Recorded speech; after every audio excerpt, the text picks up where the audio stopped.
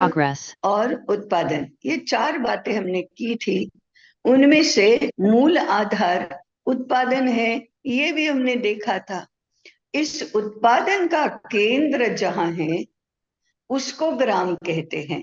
ये ग्राम की डेफिनेशन क्या है, यहां से हमको विचार का प्रारंभ करना चाहिए। अभी वर्तमान में जो मापदंड है वो तो जनसंख्या का है, और फिर इस जनसंख्या के आधार पर ग्राम को डिफाइन करने के बाद ग्राम का वर्णन करने लगते हैं। अरे जहाँ पक्की सड़कें नहीं हैं, जहाँ बड़े बड़े भवन नहीं हैं, जहाँ यातायात की अच्छी व्यवस्था नहीं है, ऐसे स्थानों को ग्राम कहने लगे हम। ये तो कोई बुद्धिपूर्वक की विचारणा नहीं हुई। हम उसको एक तरफ कर दें और हमारी जो व्यवस्थाएं बनी हुई हैं, बनी हुई रही हैं 200-300 वर्ष पूर्व तक, उसका विचार करें तो अर्थव्यवस्था का मूल आधार जो उत्पादन है, वह उत्पादन जहां होता है वहां उसका इंटीग्रेटेड ऐसा विचार किया जाता है, वो ग्राम है। इसलिए ग्राम को वाणिज्य का केंद्र कहना, नौकरी का केंद्र कहना, ये नहीं होगा। केवल उत्पादन का केंद्र है। तो उत्पादन करने वाली विभिन्न जातियां ग्राम में ही निवास करके रहती हैं। ग्राम रचना, जिसको हम टाउन प्लानिंग की दृष्टि से कहते हैं, वो ग्राम रचना भी व्यवसायों के आधार पर होती है। बाकी सारी यातायात की सुविधाएं, भंडारण की सुविधाएं, निवास की सुविधाएं, वो भी सारी व्यवसाय के आधार पर होती है। उसमें एक व्यवस्था बड़ी ध्यान देने योग्य है, आज भी ध्यान देने योग्य है, कहीं कहीं होता भी है ऐसा। व्यवसाय का केंद्र माने काम करने के का स्थान और निवास का केंद्र अर्थात घर एक दूसरे से अलग नहीं है। हाँ, केवल खेतों में जो काम करना है, कृषि करना है, तब तो वह घर से अलग होगा। फार्म हाउस की सिस्टम इतनी प्रचलन में नहीं थी, परंतु खेती के अलावा बाकी सारी बातें जो हैं वो तो घर के साथ जुड़ी रहती थी। इसलिए कुम्हार का काम करने वाला व्यवसाय का केंद्र और घर एक ही स्थान पर है, दर्जी एक ही स्थान पर है, जितने भी छोटे मोटे उद्योग हैं वो सारे घर के साथ जुड़े हैं। क्योंकि व्यवसाय अर्थार्ज व्यवसाय गृह जीवन का एक अंग है, ये मूल बात है। क्योंकि घर के सब लोग करते हैं तो आना जाना कहाँ होगा, वो घर में ही रहकर करो ना। व्यवस्था बना दी, जैसे हम व्यवस्था बनाते हैं कि ये रसोई है, ये बैठक का कक्ष है, ये पूजा का स्थान है, उसी प्रकार से ये काम करने का स्थान है, तो वह घर का हिस्सा है। आज भी हम देखते हैं कहीं कहीं जो बड़े क्लिनिक होते हैं या व्यक्तिगत हॉस्पिटल होता है, तो नीचे हॉस्पिटल ऊपर निवास, ऐसा तो बहुत स्थानों पर होता है। या ग्राम रचना में कहते हैं कि एक ही व्यवसाय करने वाले एक साथ एक स्थान पर रहेंगे। तो आज भी कॉलोनीज होते हैं, प्रोफेसर्स कॉलोनी, पत्रकार कॉलोनी, डॉक्टर्स कॉलोनी, ऐसा होता ही है। तो ये व्यवस्था बड़ी स्वाभाविक है और इसको स्वाभाविक ढंग से ही बनाया गया था। तीसरा मुद्दा है, सारे व्यवसाय लोगों के आवश्यकताओं का विचार करके डिवाइस होते थे। अब लोगों की आवश्यकताएं क्या क्या है हम सबको मालूम है, तो वे सारे व्यवसाय करने वाले उस गांव में रहेंगे। अगर कोई व्यवसाय करने वाला परिवार गांव में नहीं है तो विशेष रूप से बाहर से लाकर उनको बसाया भी जाता था। तो ऐसे सभी आवश्यकताओं की पूर्ति करने वाले सारे व्यवसाय गांव में होने चाहिए। एक व्यवसाय ऐसा बड़ा होता है कि उसमें अनेक छोटे छोटे व्यवसायों का हिस्सा होता है। जैसे वस्त्र उत्पादन करना है तो इसमें तो कितने सारे व्यवसाय उसमें जुड़े हैं, रंगारा है, छिपा है, बुना कताई करने वाला है, कपास उगाना है, जिनिंग और प्रेसिंग है, फिर करघा बनाने वाला है। तो इतने सारे जो व्यवसाय हैं वो एक साथ जुड़े हुए हैं, वो भी सारे वहां रहेंगे और वे भी अपना काम करेंगे। तो ये बात समझाने में बहुत कठिन नहीं है, या समझने में भी बहुत कठिन नहीं है कि जीवन आवश्यक सभी बातों का उत्पादन ग्राम नामक इकाई में होना चाहिए। चौथा मुद्दा है, कौन क्या व्यवसाय करेगा और कौन कितना व्यवसाय करेगा, इसकी एक सुनियोजित व्यवस्था होती है। माने गांव में 100 घर हैं, 100 घरों के लिए वस्त्र कितने चाहिए, ईंटें कितनी चाहिए और घड़े कितने चाहिए, इसका अनुमान करके कितने परिवारों का पोषण उस घड़े बनाने के काम में या ईंटें बनाने के काम से हो सकता है, वस्त्र बनाने के काम से हो सकता है, उतने परिवार वह काम करेंगे। जिसके मन में आया वह तो वह काम नहीं करेगा। तो एक सुनियोजित उपभोक्ताओं की और उत्पादकों की आनुपातिक संख्या बनाई जाती है, उसी प्रकार से उसकी व्यवस्था की जाती है। यह व्यवस्था जिसके नियमन में, जिसके रेगुलेशन में चलती है, वह गांव का पुरोहित है। वह पंचायत प्रमुख नहीं है, वह व्यवस्था करने वाला वो पुरोहित है, अर्थात वो व्यवस्था देने वाला वो पुरोहित है। पुरोहित ही नैतिकता, धर्म, संस्कृति और शिक्षा, इन सब का केंद्र है। वो यह व्यवस्था देता है, वह नियमन करता है। लागू करने का काम पंचायत का है, पंचायत प्रमुख का, अर्थात राज्य व्यवस्था।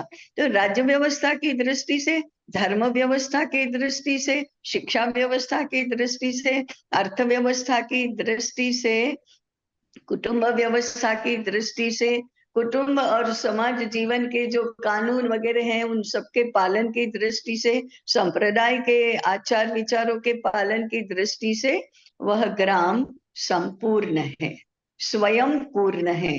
ऐसी व्यवस्था कल्पित भी की गई और लागू भी की गई। अब ये बात तो ठीक है कि आज वैसी की वैसी व्यवस्था लागू नहीं हो सकेगी, ठीक है ना। उस समय भी जैसे की तैसी व्यवस्था 10-12 वर्षों के अंतराल में नहीं लागू होती थी, उसमें परिवर्तन तो करना ही पड़ता था। तो ये परिवर्तन कैसे होगा, उसकी भी एक व्यवस्था बिठाई गई थी। अब हमारे लिए वो बहुत हेजी छुटपुट ऐसी जानकारी आती है हमारे पास, परंतु उतनी छिटपुट जानकारी से भी हमें पता चलता है कि कितना व्यापक, कितना इंटीग्रेटेड, कितना डाउन टू द अर्थ ऐसा विचार किया जाता था।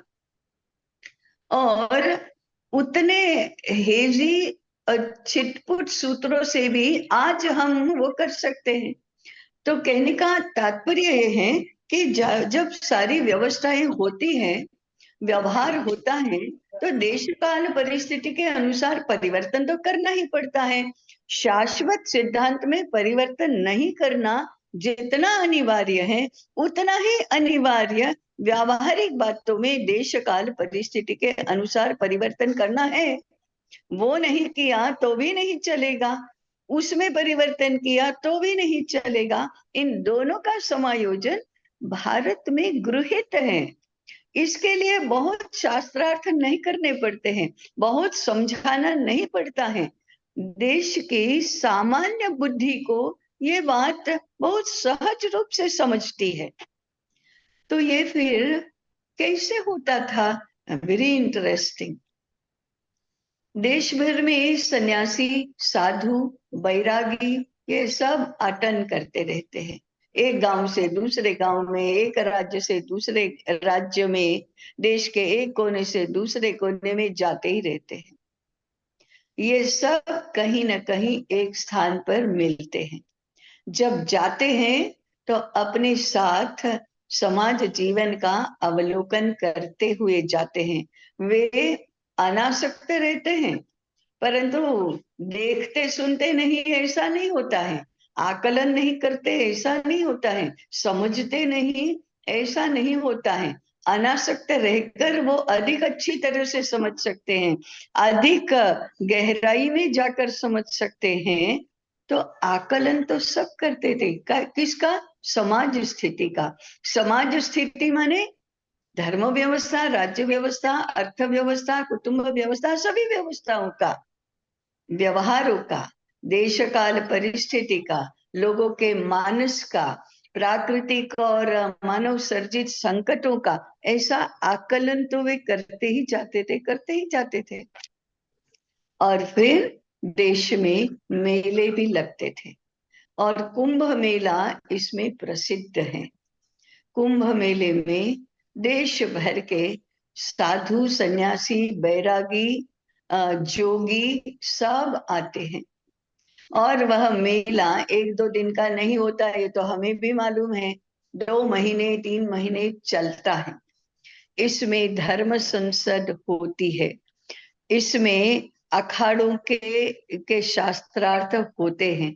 साधु बैरागी ये सब बैठकर देश काल परिस्थिति की चर्चा करते हैं, लोक मानस की चर्चा करते हैं, लोक व्यवहार की चर्चा करते हैं, कहाँ क्या संकट है वे भी देखते हैं।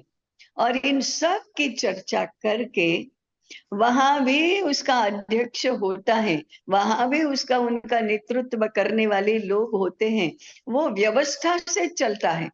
तो उनकी धर्म संसद की या इस प्रकार के अखाड़ों की अपनी व्यवस्था होती है, परंतु वे व्यक्तिगत रूप से वैराग्य के कारण, संन्यास के कारण, स्वयं के लिए संबंधित नहीं रहने पर भी, स्वयं के लिए कोई अपेक्षा नहीं करने पर भी समाज की चिंता करते थे, समाज हित की चिंता करते थे, धर्म और संस्कृति की चिंता करते थे।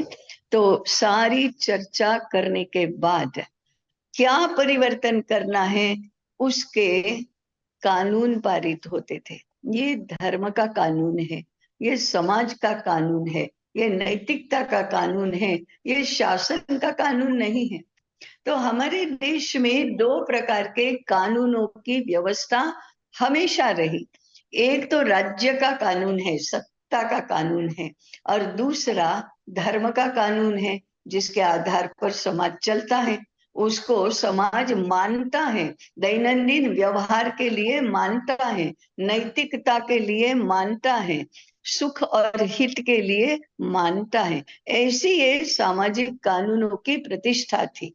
तो कुंभ के मेले में परिवर्तन के सूत्र डाले जाते हैं, और फिर ये साधु, सन्यासी, बैरागी, पुरोहित, ये सारे पुनः जाते हैं, तो सबको बताते जाते हैं, बताते जाते हैं। और इस प्रकार से फिर गांव में पुरोहित लोग बैठकर, समाज के अग्रणियों के साथ बैठकर कुंभ मेले में क्या बताया गया था वो बताते हैं, और उसके अनुसार व्यवस्था में परिवर्तन होता है।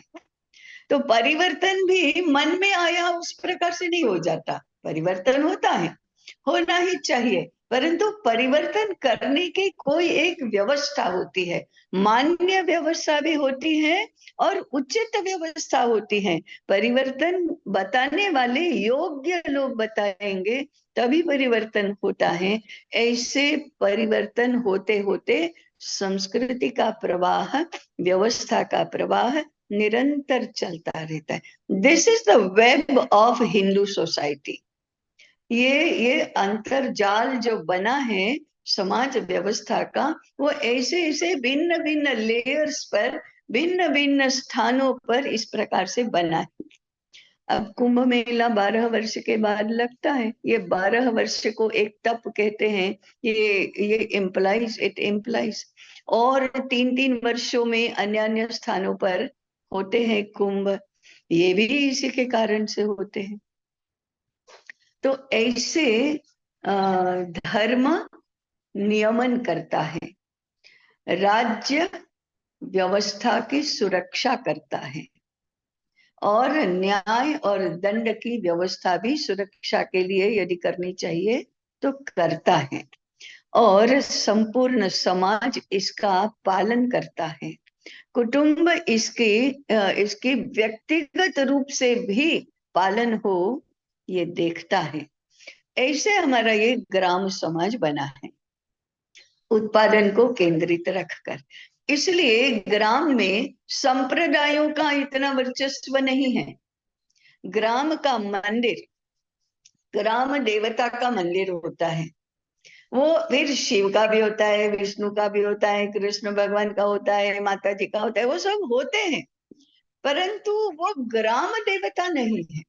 वो संप्रदाय की देवता होगी, परंतु ग्राम देवता का मंदिर होता है। और उसके हाथ में, वह विश्वकर्मा का रूप है, उसके हाथ में जो आयुध होते हैं वो सारे विभिन्न व्यवसायों के औजार होते हैं। उनकी पूजा जब सब लोग अपने अपने व्यवसाय से निवृत्त रहते हैं, ऐसा एक सीजन आता है, तब ग्राम देवता के मंदिर में उत्सव होता है, सब लोग इकट्ठे होते हैं। ग्राम देवता की पूजा विभिन्न उत्पादनों से की जाती है। उनको वो जासूद का फूल और मोगरे का फूल और गुलाब का, कमल का पुष्प, ऐसा सब नहीं चाहिए। ग्राम में अनाज उगता है तो अनाज से होती है, ईंटें बनती है तो ईंटों के सुशोभन से होता है।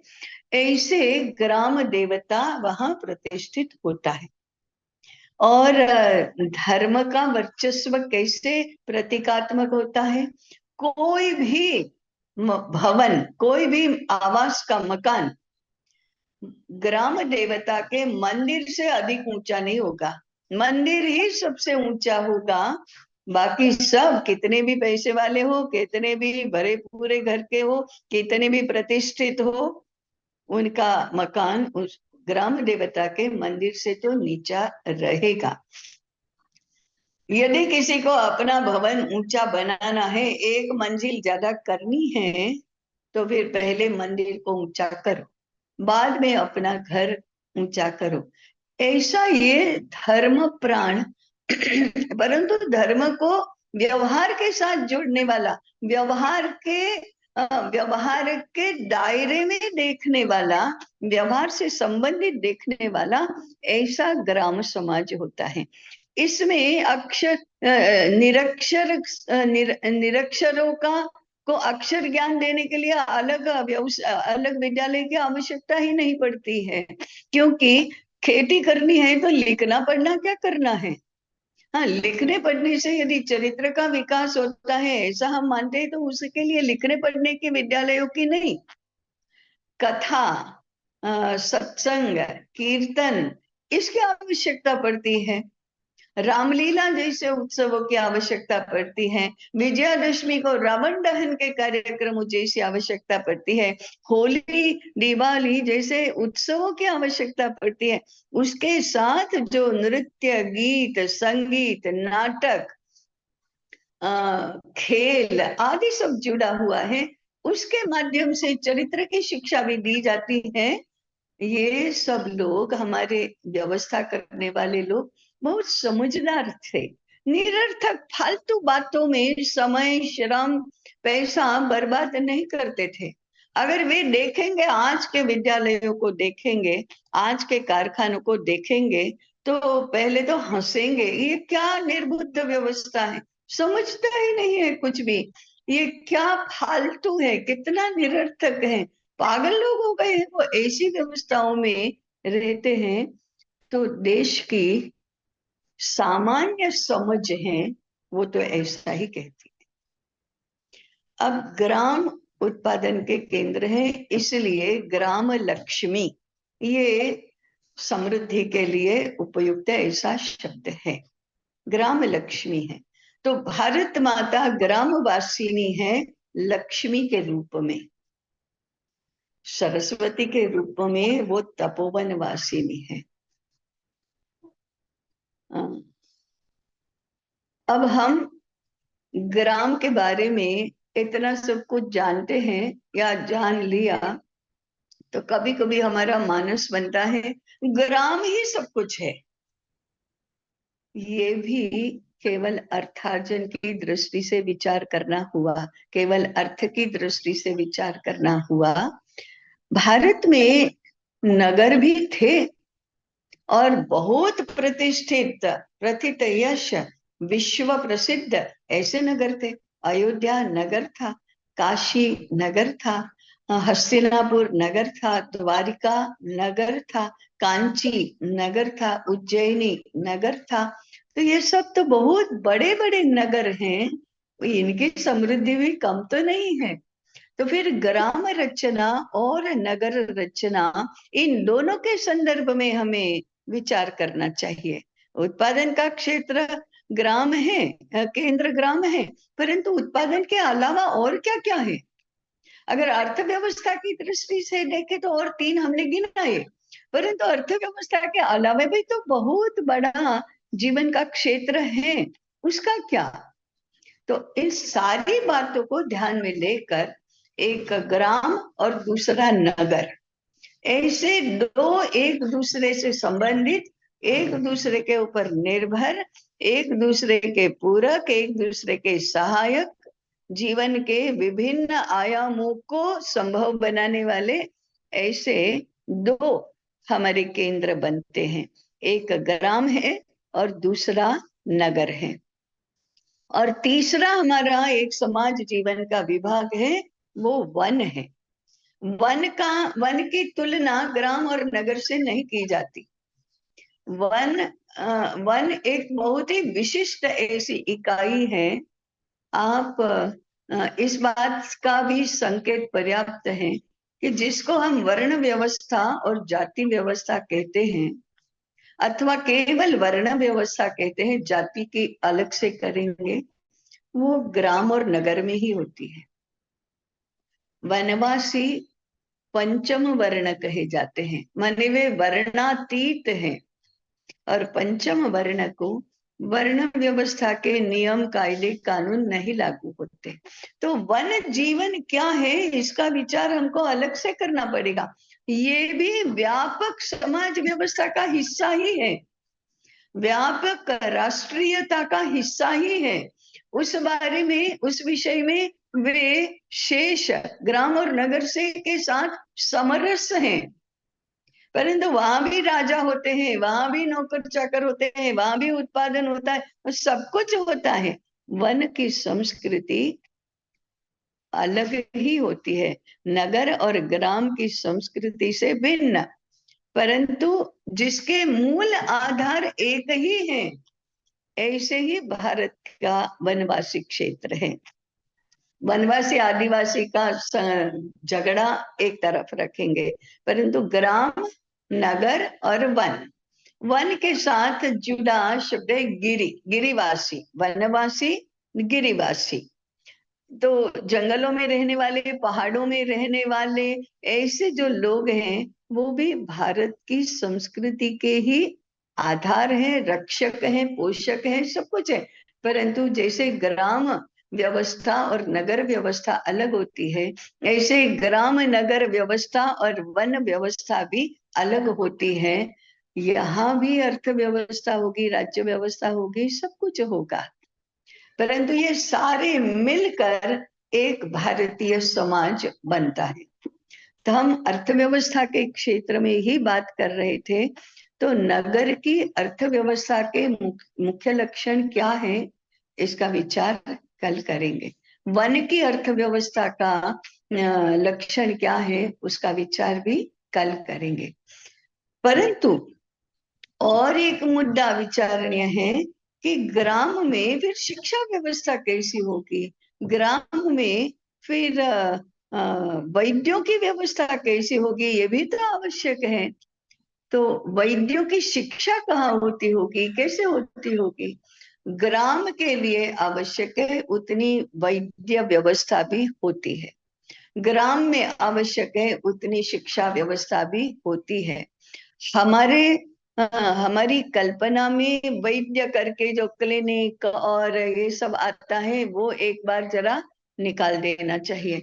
हमारी कल्पना में जो स्कूल आता है शिक्षा व्यवस्था के नाम पर, उसको भी उसको भी एक तरफ कर देना चाहिए। अगर एक ही वाक्य में कहें तो घर घर में शिक्षा होती थी, घर घर में चिकित्सा भी होती थी। ग्राम वैद्य, ग्राम शिक्षक, ये क्या होते होंगे, क्या सिखाते होंगे? या शिक्षा, कौन सी शिक्षा की आवश्यकता है, कौन से इलाज की आवश्यकता है? आजकल जैसे इलाज के लिए भारत से भी सुपर क्लिनिक के लिए अमेरिका जाना पड़ता है, ऐसा नहीं जाना पड़ता था, ऐसा नहीं होता था। तो ग्राम अपने आप में संपूर्ण इकाई भी होती थी।